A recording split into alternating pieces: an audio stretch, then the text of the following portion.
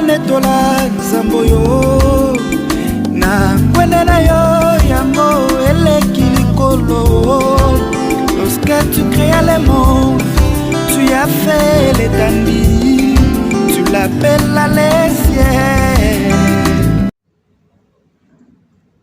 Shalom, shalom, shalom, the Church of our Lord Jesus Christ. Yesu Kristo azali nzela solo pe bomoi. Bongo ngai na sepeli kopesa yo mbote esika ezwami yo. Na elika yo kende fete ya mariage à l'agneau ngana na kimia. Bongo na ye lisusu awa na ensemble des disciples na Créfontaine précisément awa epa ya apôtre Aimé Poutou.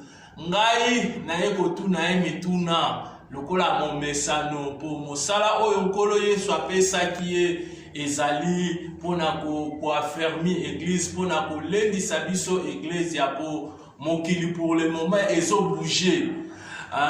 Basali na nzambe vraiment bazolobela te bazo ko lendisa penza église penza te tikala loba ndenge wana. Pourquoi kaka ba scientiste bato ba normal boende bazoloba bosala mais l'église nde oyo ngana ye na saki ya mituna penza kotuna toma lokola momesano. Cet homme de Dieu azala kaka après pona ko répondre biso yango wana na sepeli ko yamba Toma na plateau na biso. Thomas, bonjour Thomas. Bonjour Mutuna Nzambe. Na sepeli makasi na sepeli mingi Nzambe akumisama ndenge osali déplacement na yo oya kokoma nesika oyo na souci que to édifier basanto nyonso bipai bango bazali. Merci Thomas, vraiment ngai na sepeli Thomas ala karedi pona biso. Thomas mokile ningani, Thomas colonel ngisi mokili ofongola TV corona, ofongola phone corona. C'est que bat bazoe bate bakosala nini Thomas ngana ye binonde alobi Bible zoloba à l'Éternel vous serez affermis, au serviteur vous réussirez. Sur toi Pierre, je bâtirai mon église. C'est que l'église a été bâtie qui la qui va Thomas na moni Bible yango Thomas fongole la biso na mata bete la biso na lisola bokonzi ya likolo. Alléluia. En tout cas na pamboli Nzambe oyo abateli biso na mokolo lelo asali biso ngolu ya kopusa na liboso awa pona biso kosakola oyo ezali makomi ya Nzambe. Selon mituna oyo tozwaki mingi bato oyo ba lobaki to lobela sur le cheval blanc.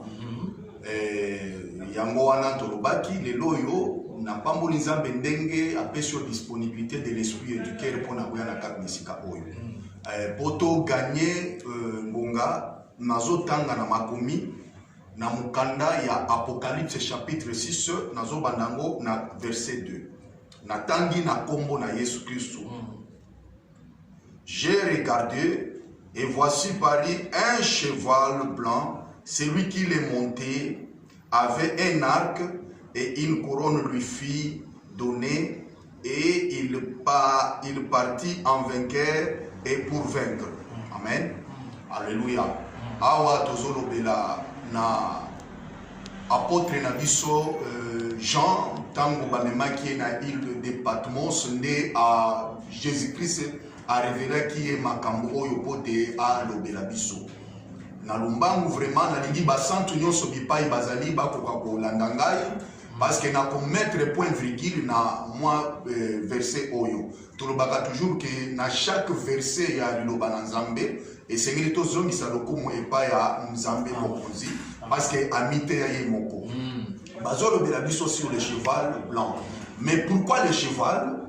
D'abord le cheval c'est un animal qu'on utilise pendant la guerre, pendant la bataille parce que cheval a rekinakate ce qui a mis cri azo kende liboso azonga kasimate.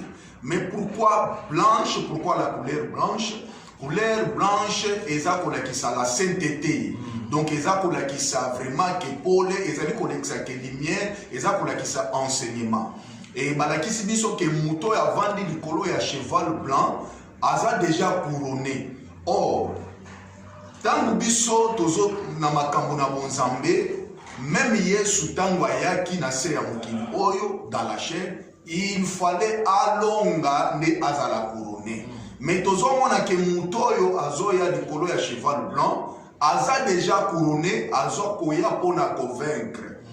Donc ye mutu wana yango tozobenga ke azali antichrist, a utilisé couleur blanche pona ko se déguiser et bima lokola sainteté.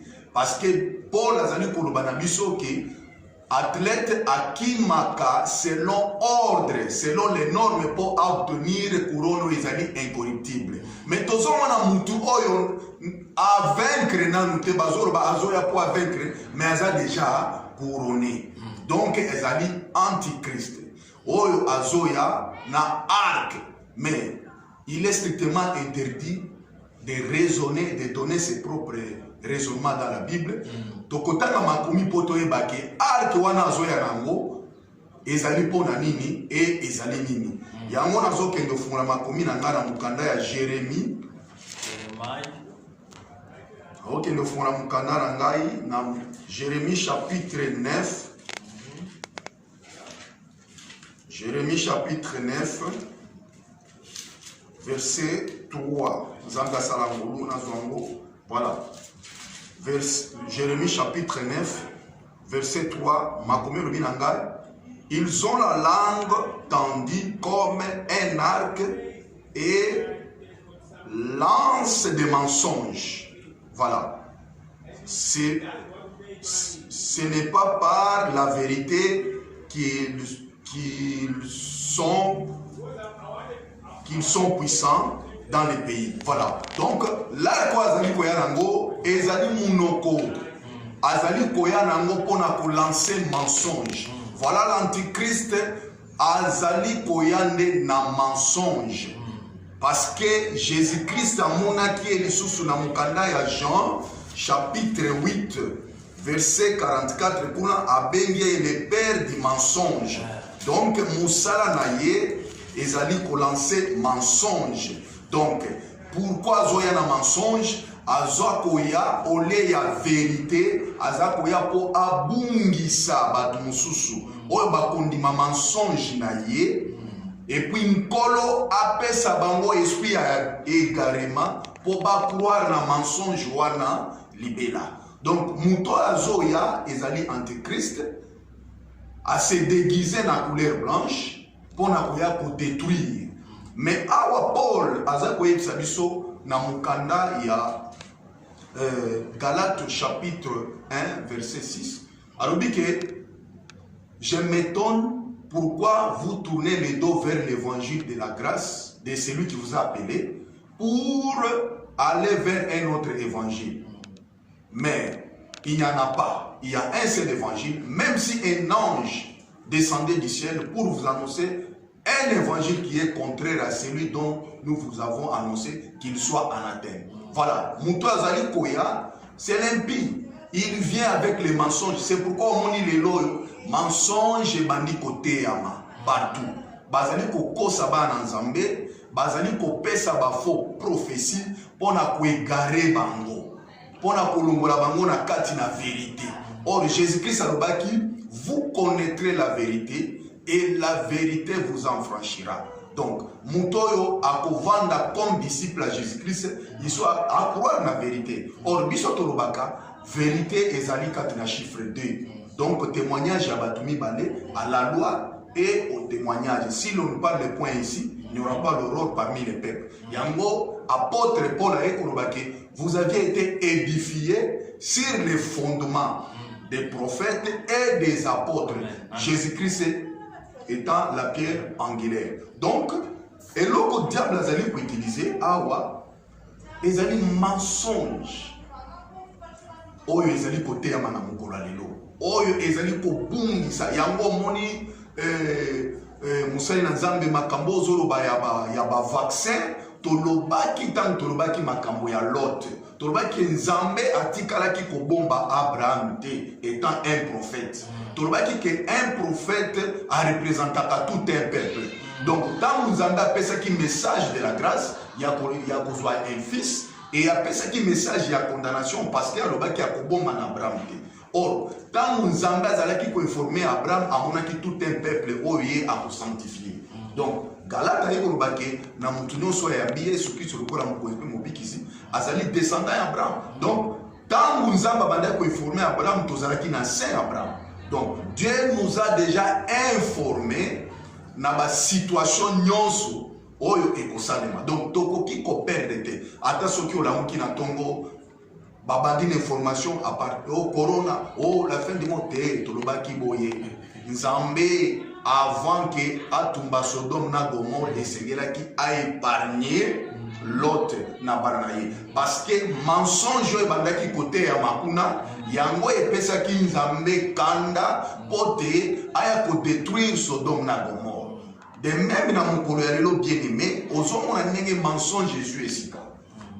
Beaucoup de prophètes bazali ko pesa ba prophétie a tozana tangu ya grâce qu'on a dit que vous n'êtes pas appelé pour la colère mais pour la grâce.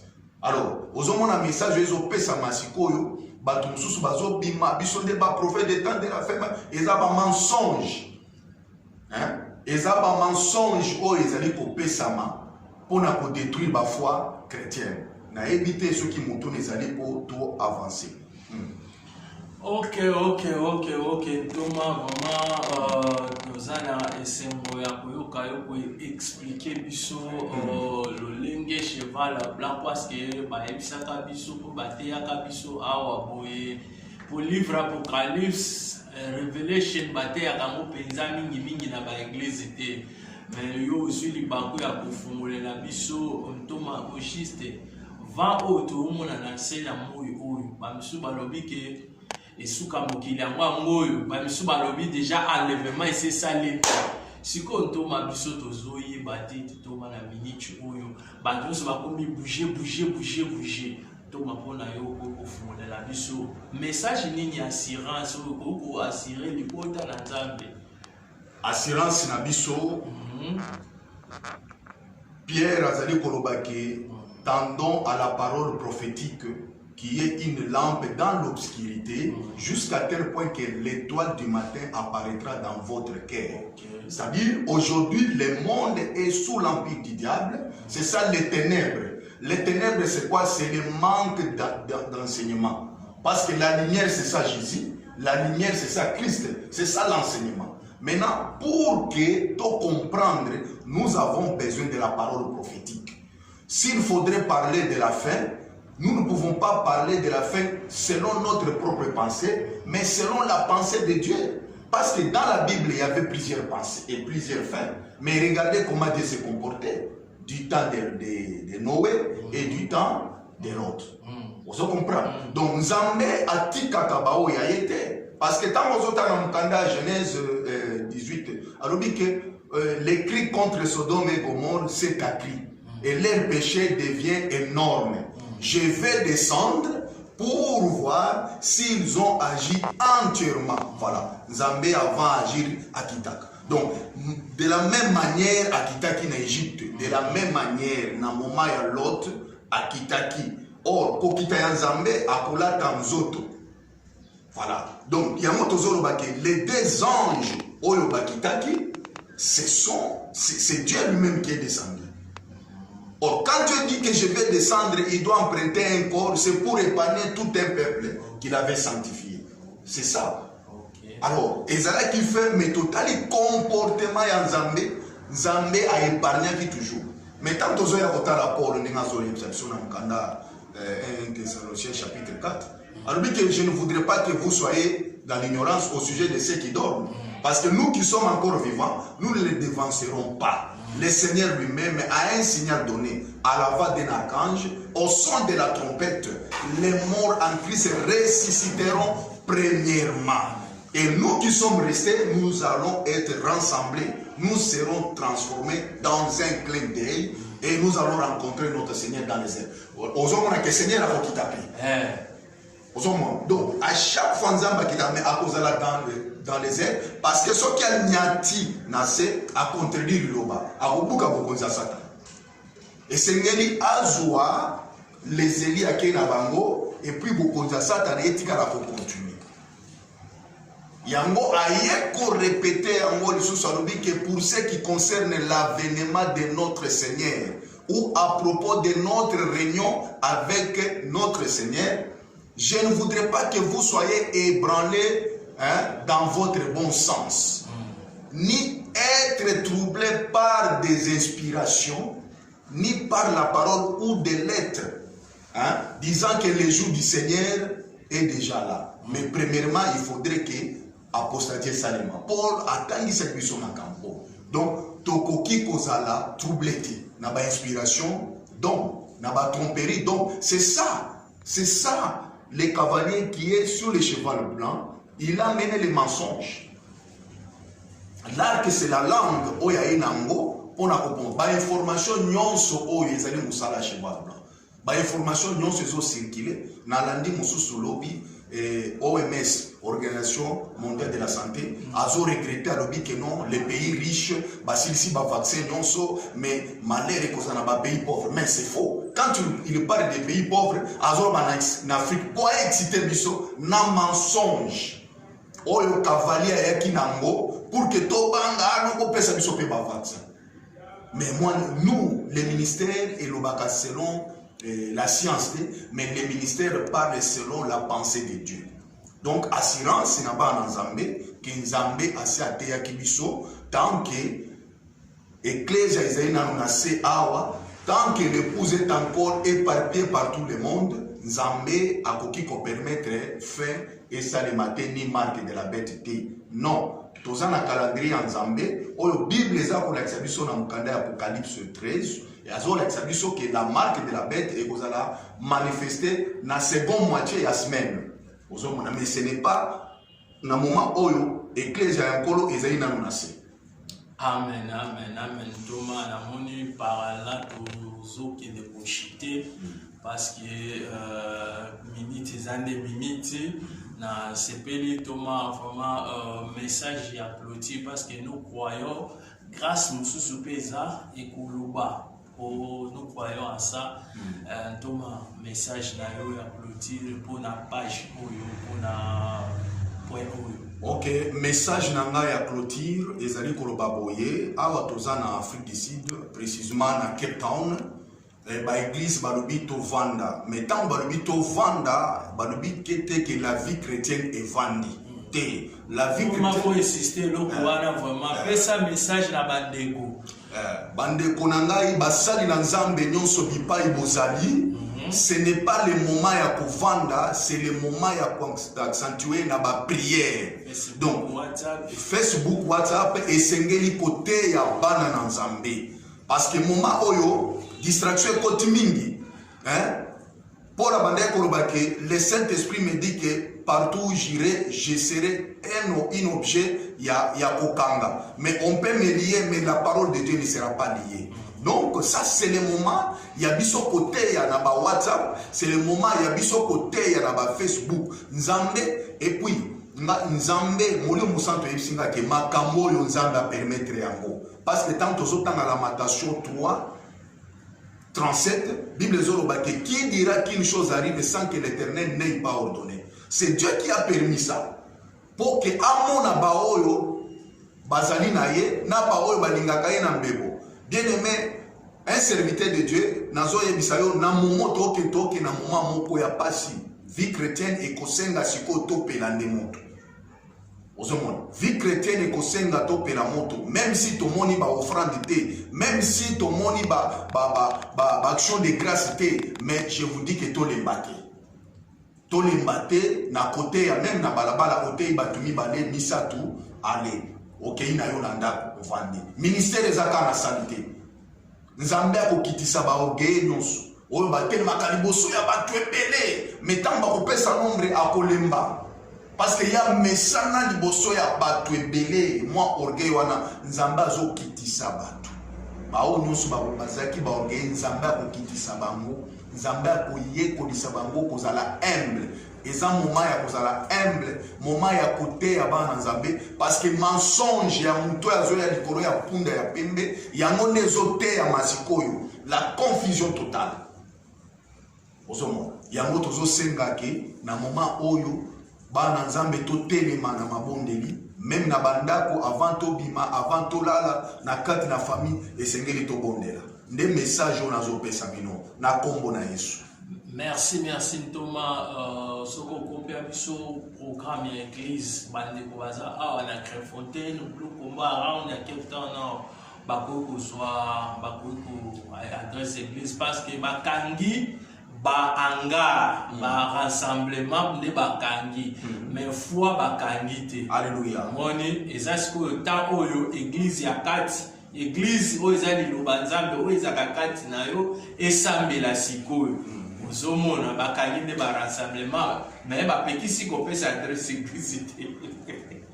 Non, pour le moment, l'église, le lenge balobi tokutana wate, mais tozali semaine biso ba dimanche ni balé tokutanaki. Ba dimanche ni balé tokutanaki, dimanche oyo nde tokutanaki te parce que awa tomoni batu su bakomi so ba moni ata batu 3 ba bengi la police.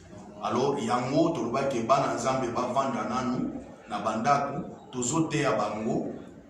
Bao bazana mituna pe batuna tozote ya bango online pour éviter un peu ba problème mais nzambe alola kotika bisote toyebika ke momo ekoleka mais ezali moment kaka nengo yolobi ezali moment ya kolala pongite eza moment ya kolala pongite il faut ko prier il faut ko jeûner parce que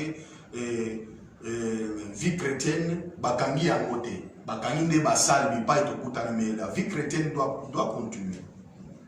Amen, amen, amen. Par là, beaucoup de monde adresse l'église et qu'on est canal sur l'écran. Sur l'écran, beaucoup de monde adresse l'église, le numéro de téléphone. Si vous avez besoin de WhatsApp, vous avez besoin de questions. Vous avez tant de solo, tant de tout donner pour tout na question comme ça et vous pouvez se pour ça.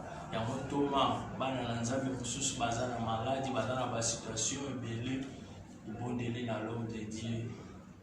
Amen. Nayebi ke liloba oyo na tei yo ezali capable ya ko conforter yo pe ko pesa yo guérison même si nazalaki hors sujet mais nzambe ye moko azali intercesseur parce que tangu Job azalaki abati na ba frappe azalaki nango namonaki nzambe azolobela ye makambo ba hippopotame na ba crocodile mais c'est à cause ya enseignement wana yango ezomisaki bomo ya Job.